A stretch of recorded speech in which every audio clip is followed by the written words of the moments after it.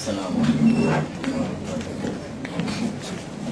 Alhamdulillahirrahmanirrahim. Wassalatu wassalamu ala asyrafil mursalin wa ala alihi wa sahbihi ajma'in. Subhanaka la ilma lana illa ma 'allamtana innaka antal alimul hakim. Rabbi shrah li sadri wa yassir li amri wahlul 'uqdatam min lisani yafqahu qawli. La hawla wa la quwwata illa billahil aliyyil azim. Terus kita pada katanya Tuhan yang menerangkan hati-hati. Kata Syekh Ismail bin Abdul Qadir rahimahullah ta'ala, alhamdulillah, puji-pujian itu bagi Allah, Tuhan yang menerangkan hati-hati kekasihnya dengan nur iman, dengan nur iman. Sebelum kita bahas tentang hati yang saya sebut tadi, kita tengok sikit pada kata Tuhan. Tuhan, menurut pendapat Syekh Ismail, tuan pengarang kitab ini, Tuhan ni tuan bagi segala makhluk. Tuhan, tuan. Tuhan, Tuhan, tuan bagi segala makhluk. Ini nak terima ikutlah. Ini kajian. Sebab Tuhan ni asalnya tuan. Sebab di sebelah pantai timur, sebelah Patani, Kelantan, sebelah Bali, selalunya, dan orang-orang dulu, ha ni alif selalu ditukar dengan ha. Tahu dia jadi tahu. Tahu begitu saja. Ta alif ha waw jadi ta ha waw tahu. Belah-belah Bali tahu lah. Tahu. Tak tahu. Dia tambah lagi tahu dia. Dia tu tu habis tu. Tahu dia. Cuba kita fikir tak. Mau, asal betulnya mau, min alif waw, jadi mahu. Jadi kita pun min M-A-H-U, mahu. Kita kaji bahasa ni. Jadi asalnya mau, jadi mahu. Jadi tak mahu dan tak mau. Itu kadang-kadang kalau kita jumpa dalam kitab kuning, kitab lama lagi, kita akan jumpa kalimah anugraha. Anugraha ni sebenarnya anugerah. Anugerah, ga alif nun waw ga ra alif ha, anugerah. Jadi alif ditukar jadi anugraha. Huduh, asalnya huduh. Jadi huduh. Sebab tu orang dulu ada nama Huduh kan. Huduh bin Huduh kan selalunya perempuan. Huduh binti Ahmad. Huduh tu huduh. Jadi huduh jadi ditukar jadi huduh. Banyak. Jadi asalnya tuan jadi Tuhan. Tuhan jadi Tuhan. Asalnya tuan. Tuan bagi segala makhluk. Banyak yang saya pun juga sebenarnya kaji bahasa. Saya mengkaji. Jadi daripada Arab ke Melayu dan dikekalkan Arab, itu maklumlah, macam sabar, amanah, musyawarah.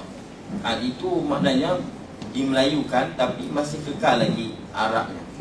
Ada lagi yang lain yang kadang-kadang diambil daripada PM, kadang-kadang diambil daripada isim, kadang-kadang diambil daripada PM Haji, diambil daripada PM Motorek. Contohnya gharam. Gharam bila mana kita sebut geram, ya gharami, Gharami ni maknanya hei geram kat kasih dia. Ya, tu Arab panggil ya gharam. Gharam geram. Ha. Geram. Syauq daripada syauq. Betul tak? Syauq rindu. Syauq sana. Syauq. Jadi syauq. Bahasa utara juga yang betulnya. Ha? Jadi syauq.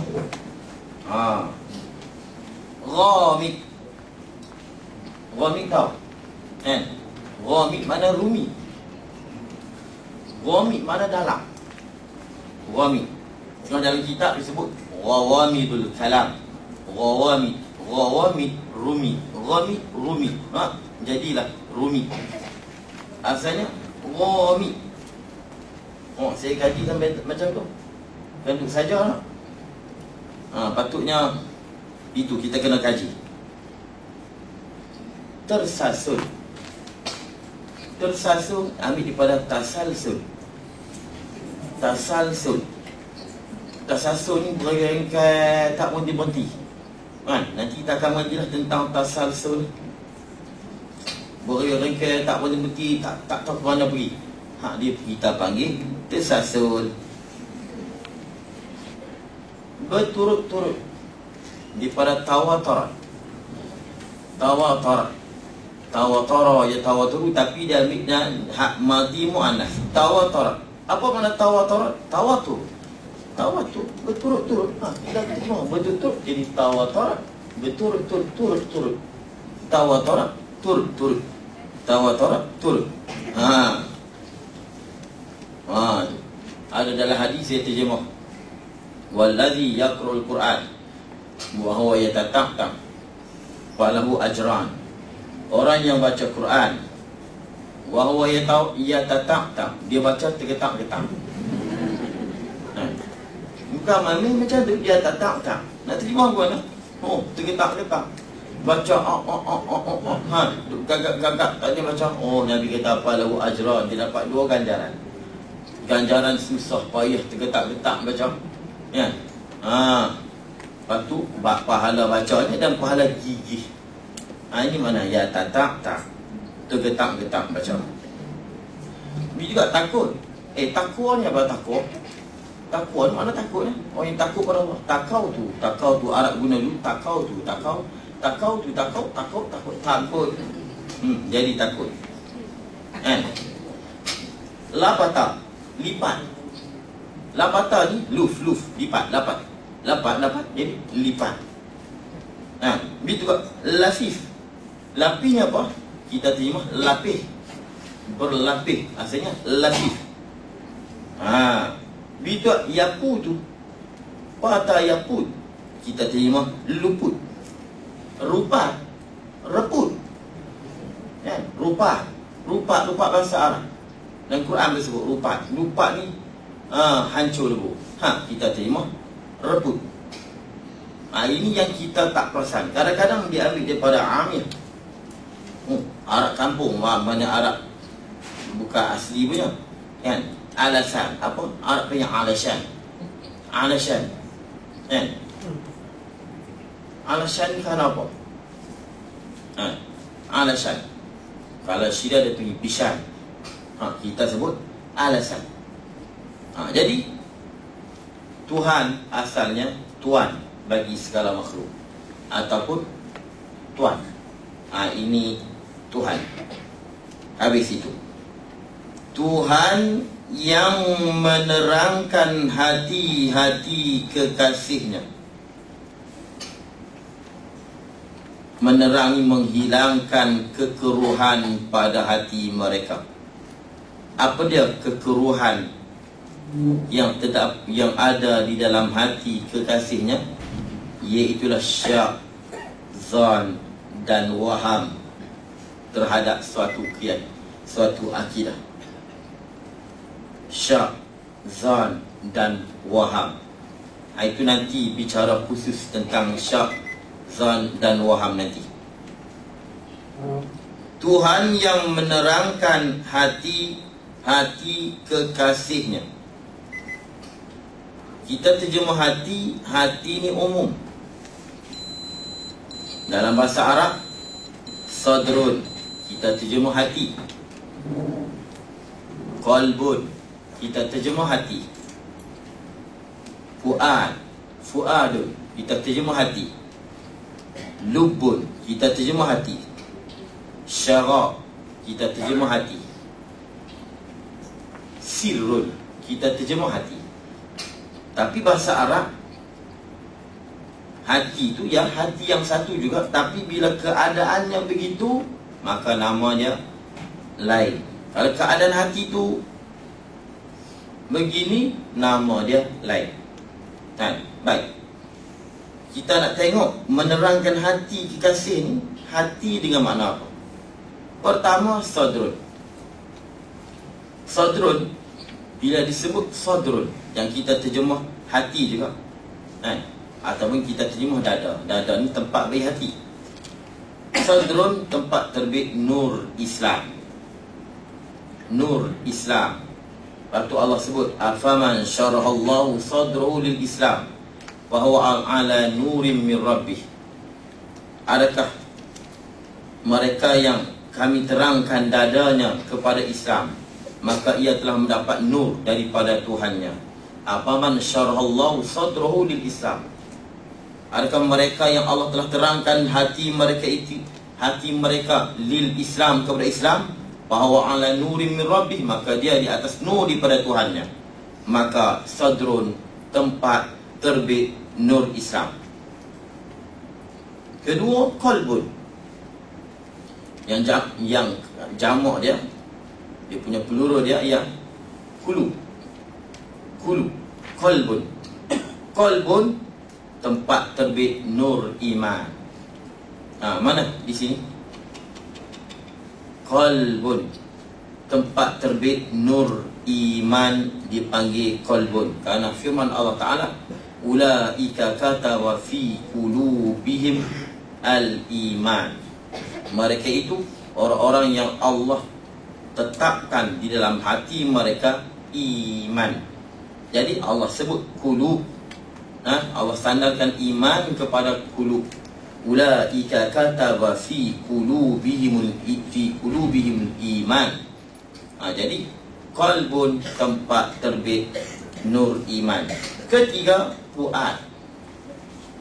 fuadun. Innal kalama la fi fuad wa innama fuad. Tempat terbit makrifah, tempat terbit nur makrifah. Apabila seseorang tadi ni terbit makrifah dalam hati dia, keyakinan dalam hati dia, maka dipanggil hati dia pada masa itu fuad. Mana firman Allah Ta'ala, ma kadzabal fuadu ma ra'a. Ma kadzabal fuadu ma ra'a. Fuad tidak akan mendusta apa yang dia lihat dan dia tahu.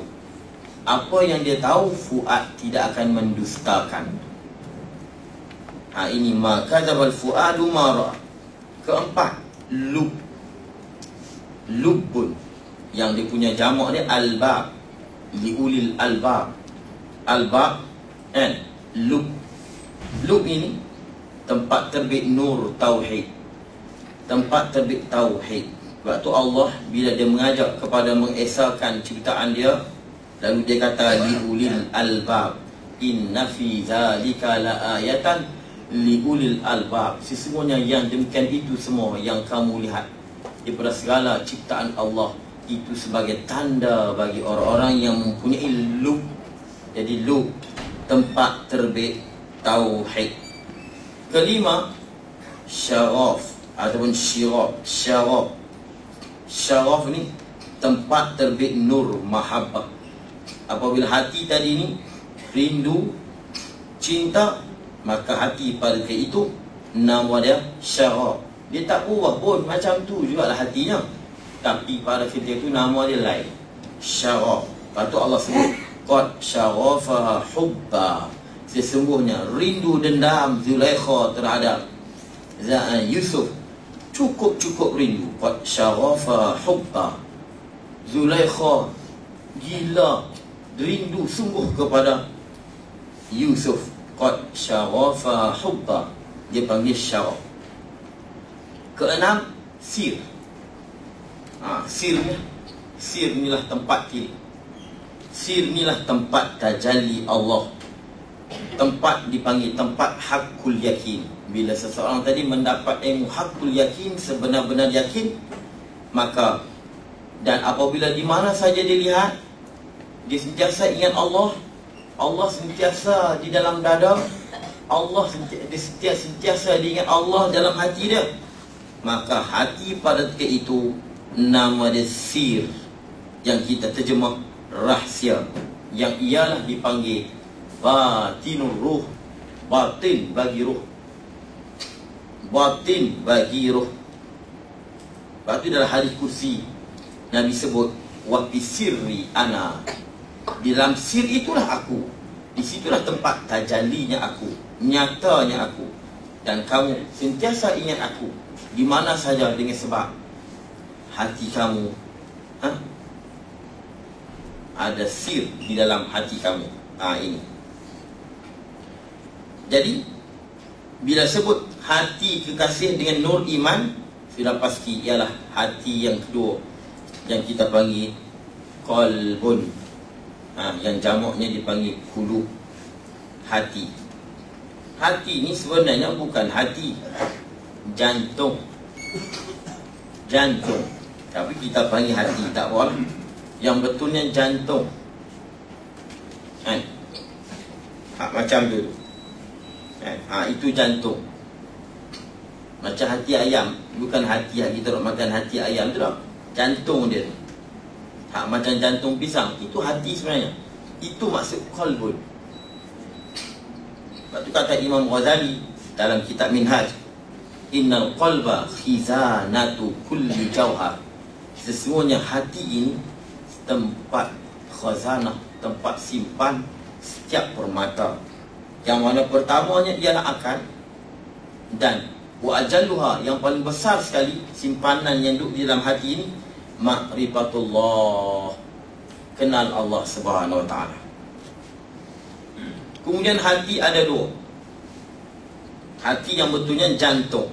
Ada dua makna. Ada dua. Satu, qalbun jismani. Qalbun jismani. Mana hati jasad kita.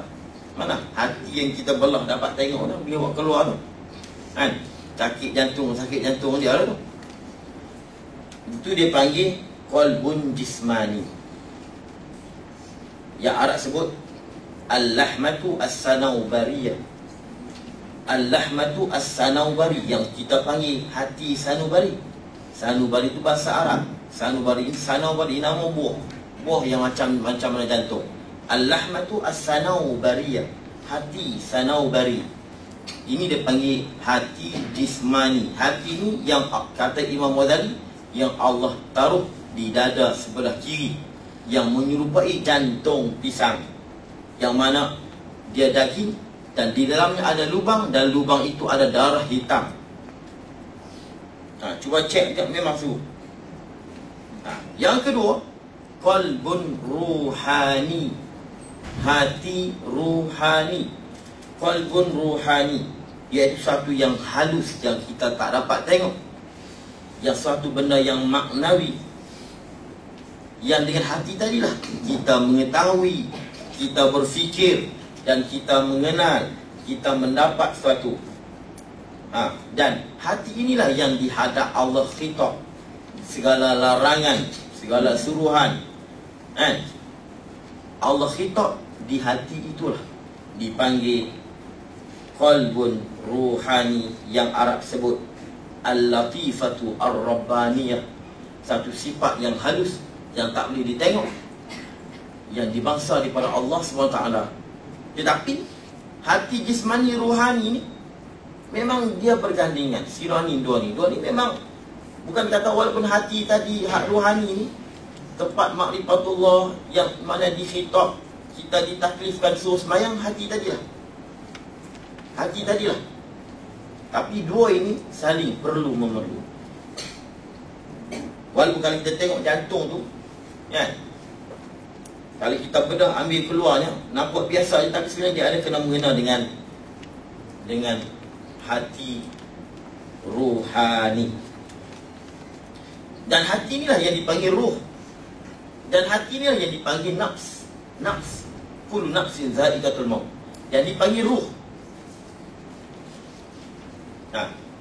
Jadi ruh, qalbun ruhani, ataupun dipanggil ruh, ataupun dipanggil nafs. Tiga-tiga ni maknanya sama je kata Imam Ghazali rahimahullah. Itu. Sebab tu Allah sebut walahum qulubun la yaqiluna biha. Mereka ada qulub, ada hati. Mereka ada jantung, tapi mereka tidak berfikir dengannya, dengan jantung. Kita sebut berfikir mana? Otak. Ini salah. Salah, tapi betul juga. Betul tapi salah. Yang betul dalam Quran, berfikir sini. Sini berfikir, tapi sini kena juga. Sini pemancar dia. Sini tepat dia. Sini kelang dia. Kalau kita radio, suara tadi. Ini. Lepas tu kata Imam Ghazali, jantung. Dia ada kena mengena. Jantung dah, dia kata Imam Ghazali, daging ini, yang saya sebut qalbun jismani, inilah tempat kita berfikir. Dan ada di dalamnya qalbun rohani. Itu. Jadi walahum qulubun la yaqiluna biha. Mereka ada hati, jantung, tapi mereka tidak berfikir dengan jantung tadi. Rupanya jantung ni tempat sebenarnya pusat berfikir. Pusat berfikir. Kemudian akal ni peranannya nombor 2. Daripada jantung ini, jantung menyuruh sehingga akal berfikir nampak. Sebab tu kita kena sucikan hati kita. Sebab tu bila kita berzikir la ilaha illallah, la ilaha illallah. Zikir ni bukan ikut suka nak goncang, kan? Ikut suka je kan, ikut mana nak berhenti. Yang betul yang la ilaha, la ilaha, tiada Tuhan, buang hak lain. La ilaha illallah. Illallah pukul di sini, dia ada kesan. Bila kita illallah di jantung sini, ini jantung jismani, tetapi dia memberi kesan kepada ruh kita. Sebab tu orang yang rajin berzikir, zikir kena cara la ilaha illallah. Ini pukul sini, la ilaha illallah, la ilaha illallah. Illallah pukul sini. Sini tempat jantung jismani, dan situ juga jantung rohani duduk dekat dia. Itu.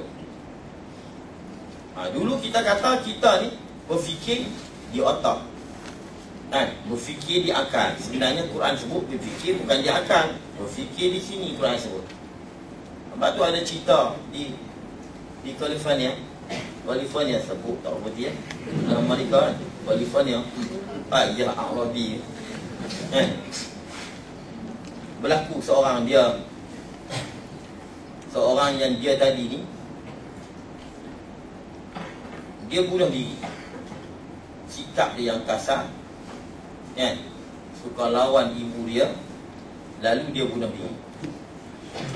Lalu ada seorang lelaki yang mana ambil jantung dia, ditukar, ambil jantung hak si yang mati, yang bunuh diri, yang mana akhlak tadi kasar tadi ni. Lalu dia bedah.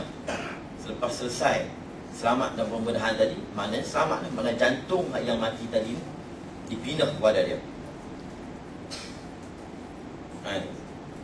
Kemudian bila dah sihat, dia nak ziarah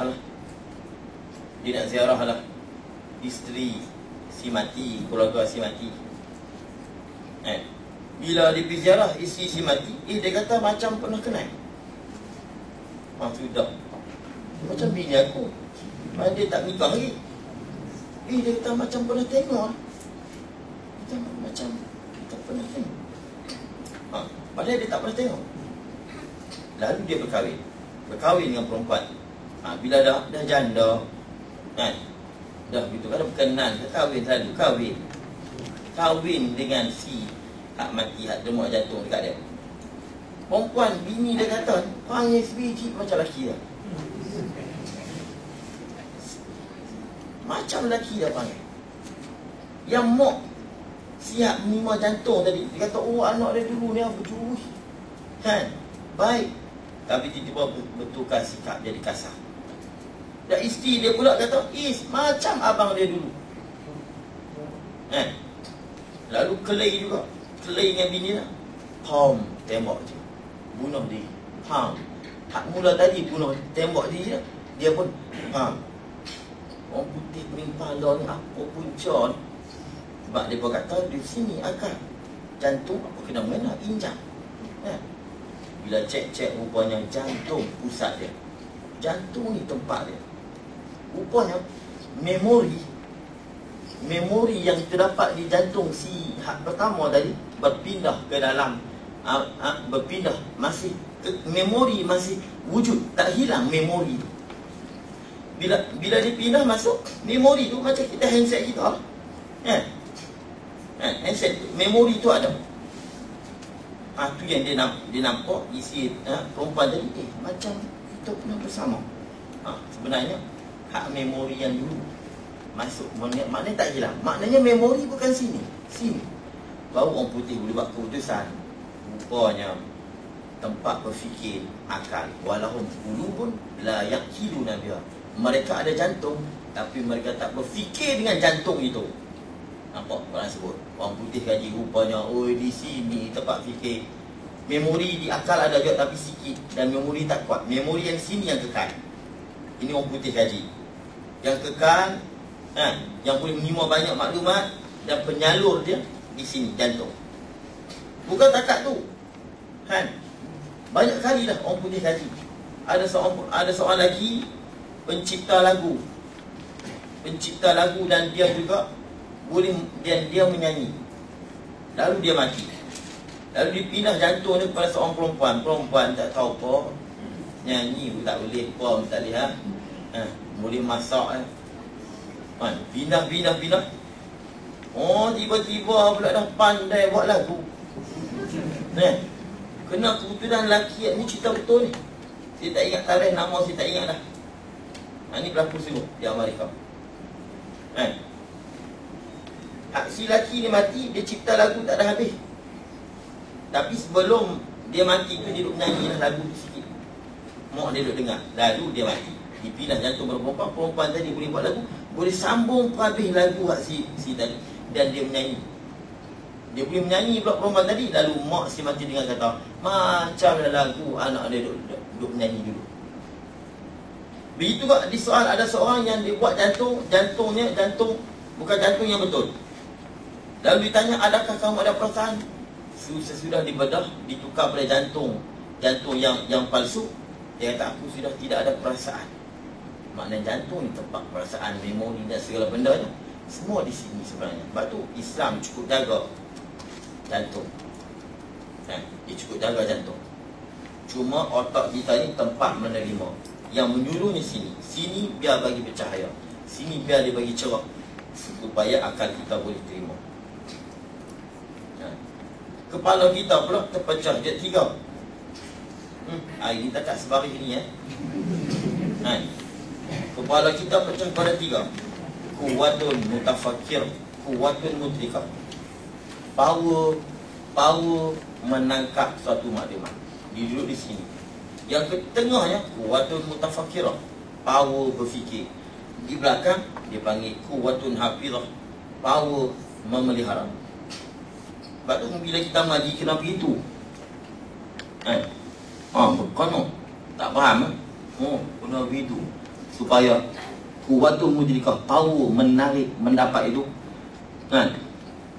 Maknanya mudah dia dengar, mudah dia terima.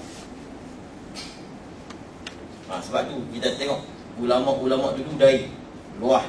Tengok pada dari luah. Dia punya sini Tengok Syekh Ali Maliki, luah. Semua dari luah. Dan dia pegang luah ni aku. Itu tanda Bukan mana hak dari sepi. Profesor dari tak ada luah. Tak lah. Hak dari luah ni dia mudah sikit. Macam kita lah, anak alim ulama mengaji mudah sikit dapat daripada hak bukan anak alim ulama. Tapi kalau dia mengaji alim juga, tapi mudah sikit. Tapi kalau ada luah mengaji pun tak ada depa. Kan? Berarti kita tengok ulama dari berketul. Kalau secingkai tu hebat lagi tu. Tengok profesor. Dari luah. Dua habis rambut. Bila kita menangkap maklumat masuk sini, otak berfikir. Dia berfikir. Bila berfikir dia okey, dia bahasa dia boleh terima, disimpan di belakang. Quwwatun hafizah. Power menjaga, memelihara. Quwwah hafizah. Disimpan sini. Tak tu orang tu pantang spot di belakang. Dia kata spot belakang ni bodoh. Apa? Spot belakang keluar habis ilmu. Pom bekak dia keluar habis. Sebab tu naik kereta, naik motor tak boleh sandar untuk kau marah naik pas. Dulu tak boleh bocor belakang. Ilmu simpan di belakang keluar habis. Sebab tu orang alim dulu di belakang ni dah. Kalau di kepala dia. Kepala dia di belakang. Seketul itu. Dia punya hafizah dia kuat. Sebab tu kalau dia kepala dia macam tu, luar di belakang dia macam tu, cukup hebat. Tengkuk dia tinggi tu. Tu. Menangkap pun kuat, berfikir pun kuat, simpan ingat pun kuat. Kita tengok tubuh saya semua begitu. Kepala di belakang pendek, depan tu sam. Tak nyanyuk. Ada guru saya umur 104 tahun. Tak nyanyuk duduk mengajar lagi. Itu. Ini cerita hati. Habis.